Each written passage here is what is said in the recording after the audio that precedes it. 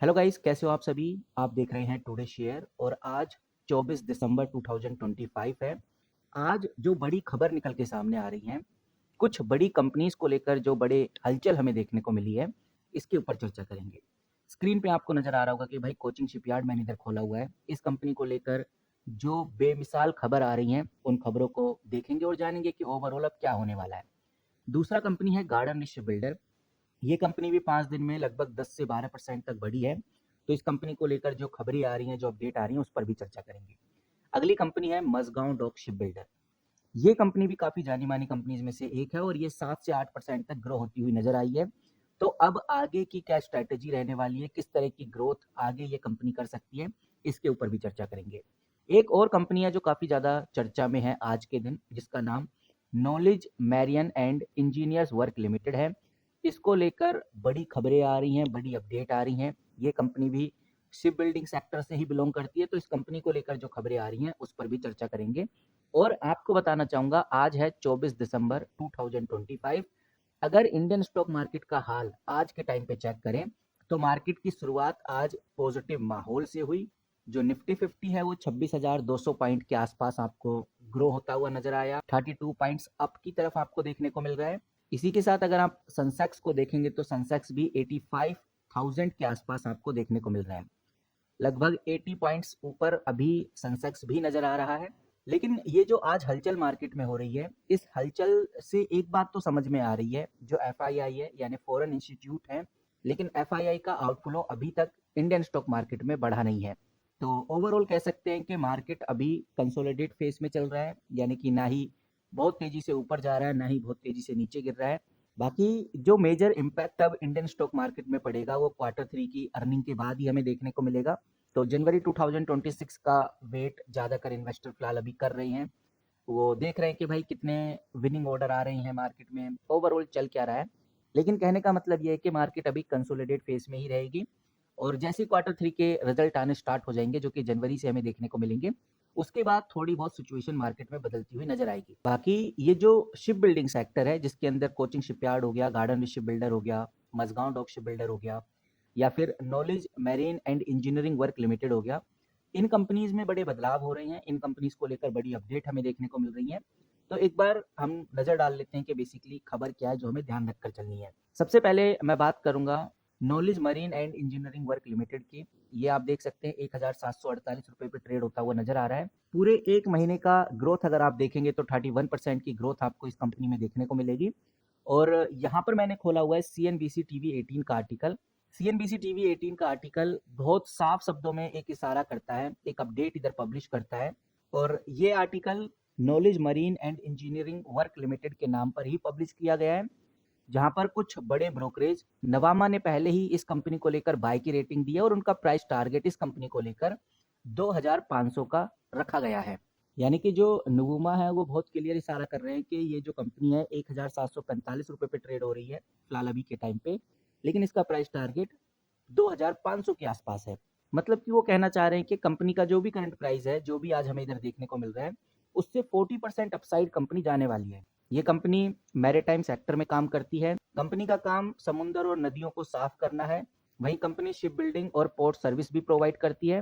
और नवूमा का ऐसा इसलिए कहना है क्योंकि कंपनी का जो ऑर्डर बुक है वो 1,700 करोड़ तक चला गया और 2x तक बढ़ने की उम्मीद है, जिसके अंदर 650 करोड़ के ग्रीन थग्स ऑर्डर भी शामिल हैं। अब देखते हैं कि भाई क्या वाकई में ये कंपनी आगे रंग दिखा पाती है या नहीं। फिलहाल ओवरऑल तो यही बोला जा रहा है कि इस कंपनी में बड़ी हलचल हो सकती है नवोमा के द्वारा। वहीं अगर हम कोचिंग शिपयार्ड की बात करें तो कोचिंग शिपयार्ड लगभग 11% की दर से भागता हुआ नजर आया 5 दिन में। गार्डन शिप बिल्डर में 10% की तेजी और मझगांव डॉक शिप बिल्डर में भी 7 से 8% की तेजी देखने को मिली।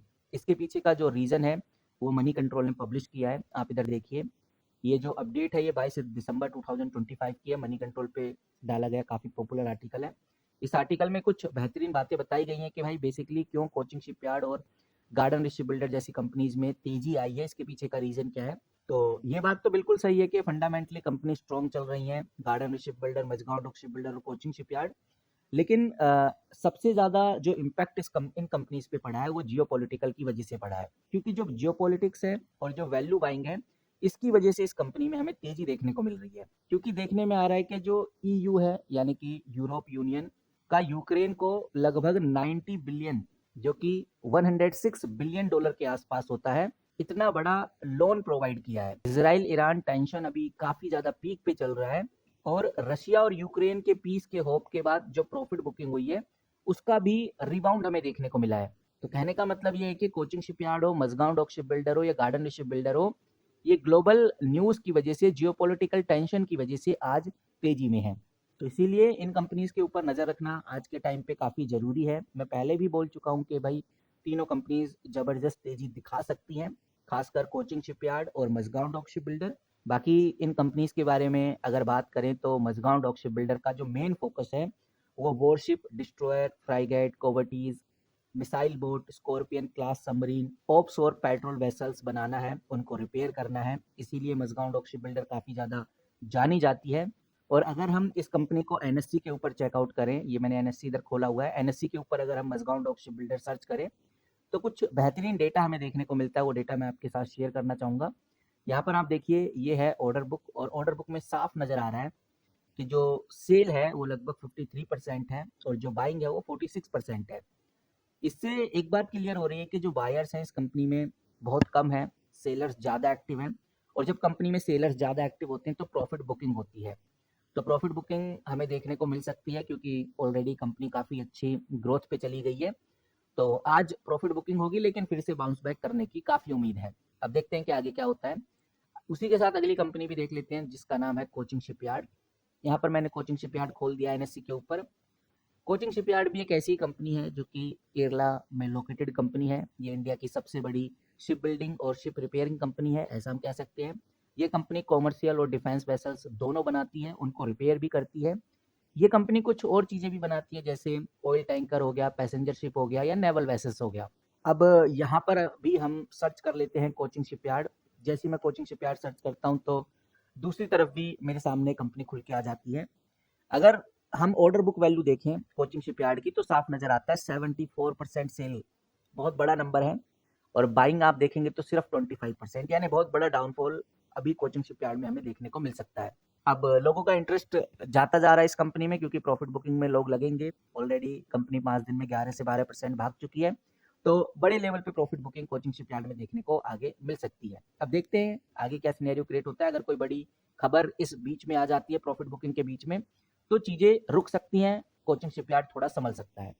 अगर हम बात करें जीआरएससी की तो यहाँ पर मैंने गार्डन शिप बिल्डर खोल लिया है।